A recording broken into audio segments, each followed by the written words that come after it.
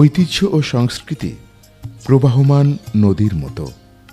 জাতি, কাল, ভাষা, ধর্মভেদে ঐতিহ্য সংস্কৃতি ভিন্ন হয়ে থাকে।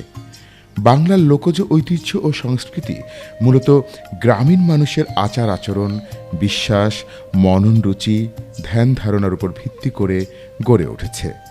বাংলার লোকজ ঐতিহ্য ও সংস্কৃতি বৈচিত্র্যমণ্ডিত। লোক সংস্কৃতির মাধ্যমেই অতীতকালের মানুষের সুখ দুঃখ, চিন্তাধারা, নৃতাত্ত্বিক বৈশিষ্ট্য, জাতিগত উপাদান প্রকাশ পায়।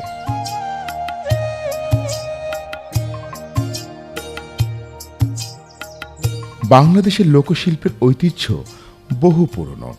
বলা যায় সাম্যবাদী আদিম সমাজ থেকে লোকশিল্পের সূচনা গুহাগাত্রে চিত্র অঙ্কন ও মাটির পাত্রের ব্যবহারের মধ্য দিয়ে। বাংলাদেশের লোক ঐতিহ্য একটি বিস্ময়কর সাংস্কৃতিক ধারা, যা শতাব্দীর পর শতাব্দী ধরে মানুষের জীবনের সঙ্গে অঙ্গাঙ্গিভাবে জড়িত। এই ঐতিহ্যের মধ্যে গান, নাচ, নাটক, শিল্পকর্ম, পোশাক, রীতিনীতি এবং লোককথা বিশেষভাবে উল্লেখযোগ্য।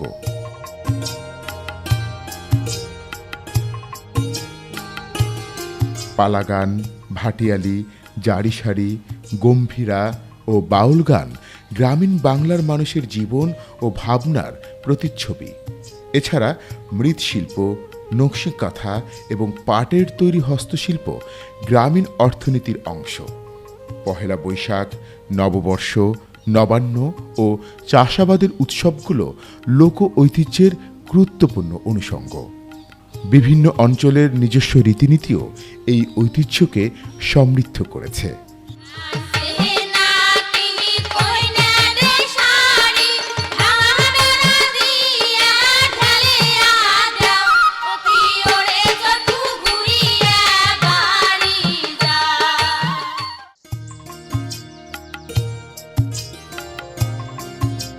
এসব ঐতিহ্য প্রজন্ম থেকে প্রজন্মে মৌখিকভাবে বা অনুশীলনের মাধ্যমে চলে আসছে। লোক ঐতিহ্য আমাদের পরিচয় ও আত্মমর্যাদার প্রতীক। এটি শুধু বিনোদনের মাধ্যম নয়, বরং সমাজ, সংস্কৃতি ও ইতিহাসের একটি জীবন্ত দলিল। আজকের বিষয় তবলা ও হারমোনিয়াম।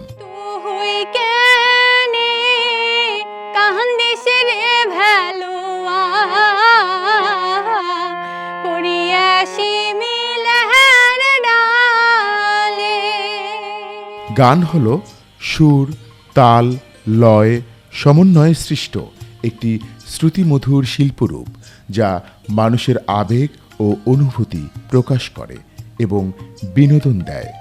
বাংলার অতি প্রাচীন ঐতিহ্যের সাথে মিশে আছে গান। বাংলা সঙ্গীতের আবির্ভাব সুপ্রাচীন, যার আদি নিদর্শন চর্যাপদ আনুমানিক 800 থেকে 1200 শতকে, যা ধর্মীয় তত্ত্বকথা ও রাগ রাগিনী সমৃদ্ধ ছিল। এরপর এলো গীতগোবিন্দ ও শ্রীকৃষ্ণ কীর্তন, যা প্রেম ও ভক্তিগীতি ধারার সূচনা করে। অষ্টাদশ শতাব্দীতে নিধু গুপ্তের টপ্পা ও 19 শতকে লালন শাহ এর বাউল গানের মধ্য দিয়ে আধুনিক ধারার বাংলা গানের বিকাশ ঘটে, যা পরবর্তীকালে কবিগান, কীর্তন ও আধুনিক বাংলা গানের ভিত্তি স্থাপন করে। আর গান শ্রুতিমধুর হয় বাদ্যযন্ত্রের যথাযোগ্য প্রয়োগে। বাংলা গানের জন্য নানান ধরনের বাদ্যযন্ত্র ব্যবহৃত হয়। এ সকল বাদ্যযন্ত্র বাংলার ঐতিহ্যকে ধারণ করে। বাংলা গানে ব্যবহৃত প্রাচীন বাদ্যযন্ত্রগুলোর মধ্যে অন্যতম হল তবলা ও হারমোনিয়াম।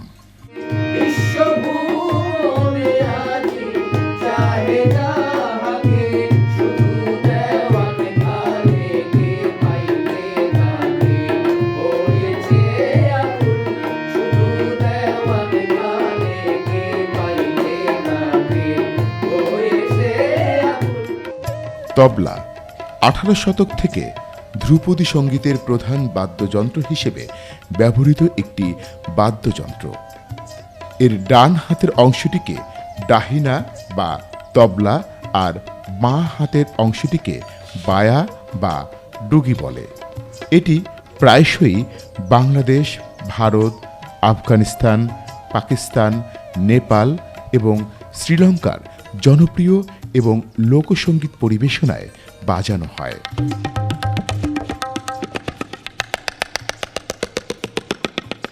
ভজন এবং কীর্তন গানের সময় এটি সুফি সঙ্গীতজ্ঞদের দ্বারা ব্যবহৃত প্রধান কাওয়ালি বাদ্যযন্ত্রগুলির মধ্যে একটি। এই বাদ্যযন্ত্রটি কত্থকের মতো নৃত্য পরিবেশনায়ও প্রদর্শিত হয়। তবলা একটি ছন্দবদ্ধ বাদ্যযন্ত্র।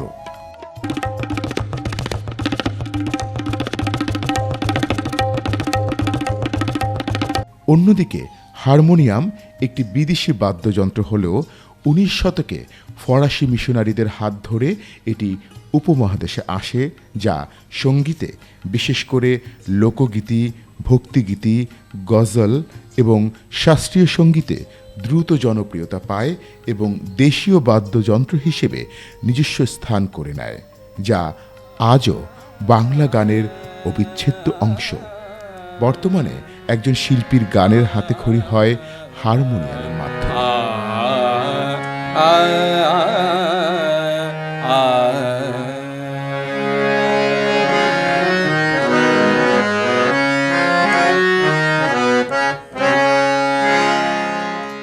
বাংলাদেশ তাল তরঙ্গ বাদ্যযন্ত্রের এই দোকানটি তৈরি করছে বিভিন্ন বাদ্যযন্ত্রের পাশাপাশি তবলা ও হারমোনিয়াম। বিমলকান্ত দাস ও সুবল দাসের বাবা 1969 সালে এই প্রতিষ্ঠানটি চালু করেন। নিজেরা তবলা তৈরির মাধ্যমে সারা বাংলাদেশে জনপ্রিয়তা লাভ করেন। এরপর তার সাথে যুক্ত করেন হারমোনিয়াম তৈরি।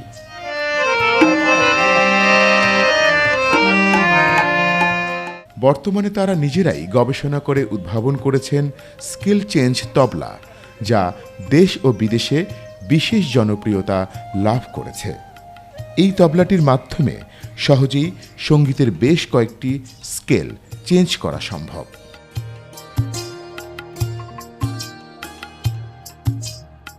উনিশশো 1968-তে এ পর্যন্ত করে এসেছি। বাবা গত হয়েছে প্রায় 15-16 বছর এবং বাবাই শিখে গেছে।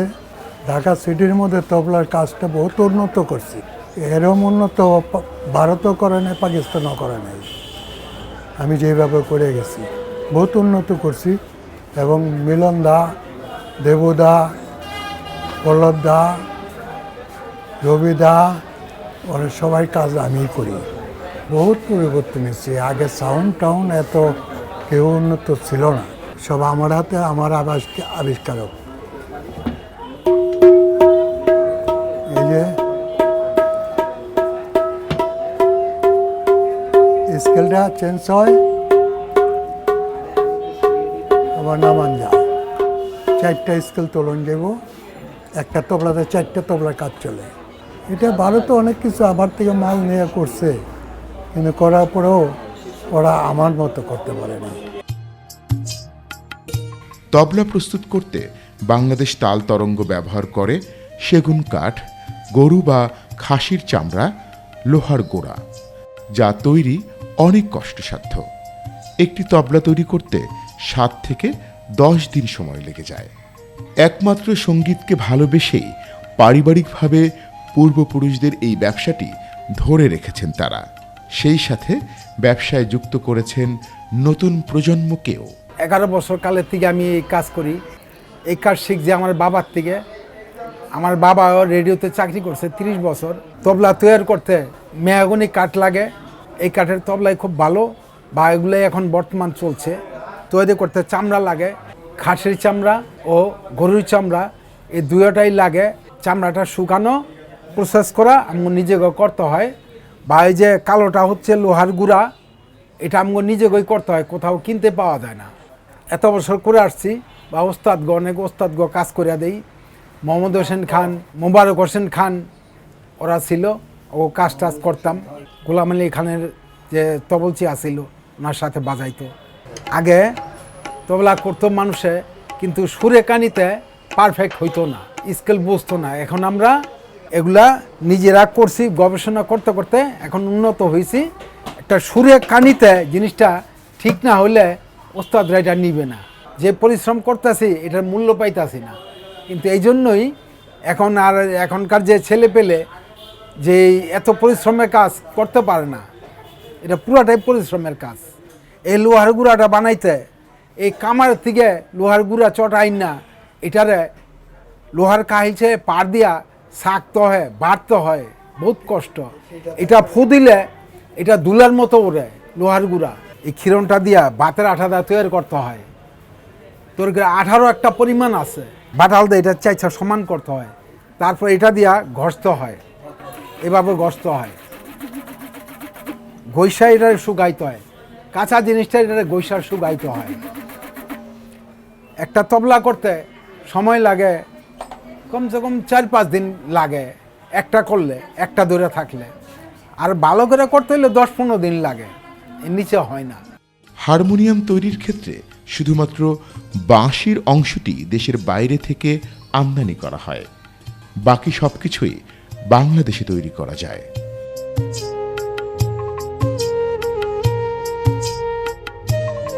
হারমোনিয়ামের বাঁশির সুর নির্ভর করে এর সঠিক টিউনের উপর।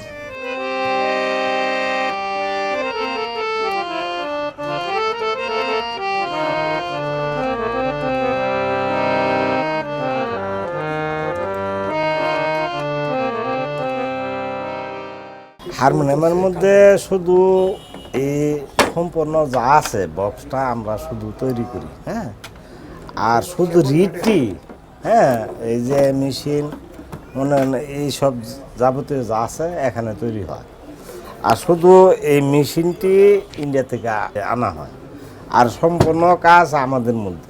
এটা হলো স্টিক চাবির, হ্যাঁ, 37 পর্দা, আবার আছে 42 পর্দার হারমোনিয়াম, চেঞ্জিং আছে, হ্যাঁ, এরকম মধ্যে চেঞ্জিং আছে। আবার এই যে স্টিক চাবির মধ্যে অন্য অন্য কাজ আছে, কারুকার্য আছে, সম্পূর্ণ অল সেগুন কাঠের। 7টাখানে লাগে একটা তৈরি করতে। আমাদের দক্ষতা একটু বেশি, কারণ কিসের জন্য? শিল্পীরা গান গাইব, আমরা যদি সম্পূর্ণ অল কমপ্লিট না করে দেই, হ্যাঁ, তাহলে শিল্পীরা গান গাই যেত না। হারমোনিয়ামের অবদানটা মনে করেন শিখতে গেলে এটা লাগবে। আর এটার যে মেলোডি আছে, এই মেলোডিটা এটা ভরাট করে আসতে হবে। কারণ হারমোনিয়াম ছাড়া শিল্পী কোনো দাম নাই। কারণ কি, হারমোনিয়াম ছাড়া সে কি শিখবে? এটার আওয়াজ করতেই হবে, এটার আওয়াজ করতে করতে গিয়া সে শিল্পী পরিণত হবে।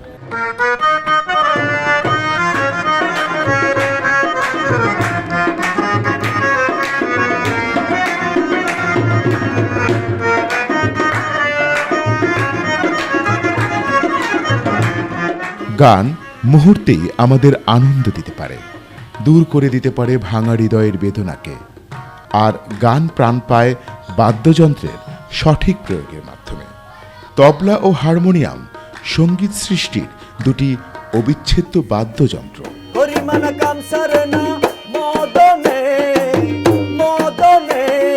প্রেম রসিকা হব কেমনে, ভবের প্রেম রসিকা হব কেমনে। লোকশিল্প টিকে আছে মূলত রূপান্তরের মধ্য দিয়ে। সমাজ ও সময়ের যে পরিবর্তন, এই পরিবর্তনের সাথে সাথে লোকশিল্পীরাও তাদের যে শিকড় তাকে আঁকড়ে ধরে রেখে রূপান্তরের মধ্য দিয়ে নিজেদের নবায়ন করছে। তেমনটি বাংলা গানের বাদ্যযন্ত্রের মধ্যে অন্যতম আবিষ্কার বাংলাদেশ তাল তরঙ্গের স্কেল চেঞ্জ তবলাটি, যা বাংলা গানের ঐতিহ্যকে আরও সমৃদ্ধ করবে। তবলা ছাড়া গান হয় না। গান শিখতে গেলে, বলতে গেলে তবলা হলো তাল যন্ত্র।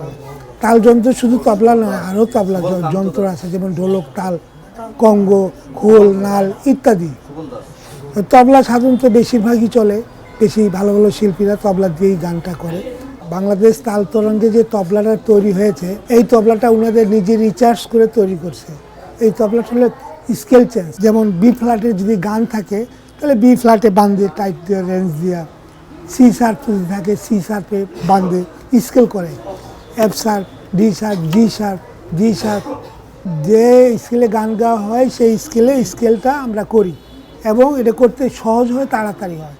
আর হাতুড়ি দিয়ে আগেকার আমলে যে তবলার স্কেল করতো, পিটায় বাজায়, অনেক সময় লাগতো, কেউ পারতো কেউ পারতো না, কিন্তু এটা সহজে পারা যায় বলে স্কেল চেঞ্জটা বেশি চলে। এখন বাংলাদেশে স্কেল চেঞ্জটা বেশি চলে, ওটাও চলে যারা ওইটা অভিজ্ঞতা, ওই দোয়ালে যারা টানে অভিজ্ঞতা, তারা ওটা দিয়ে বাজায়, আর বেশিরভাগ স্কেল চেঞ্জটা চলে। এইটা হলো ডিফারেন্স, পার্থক্য তো এতটুকু। গান যেমন যুগের পর যুগ টিকে থাকবে, সেই সাথে বাদ্যযন্ত্রের ব্যবহার ও প্রয়োগও আধুনিক থেকে আধুনিকীকরণ ঘটবে।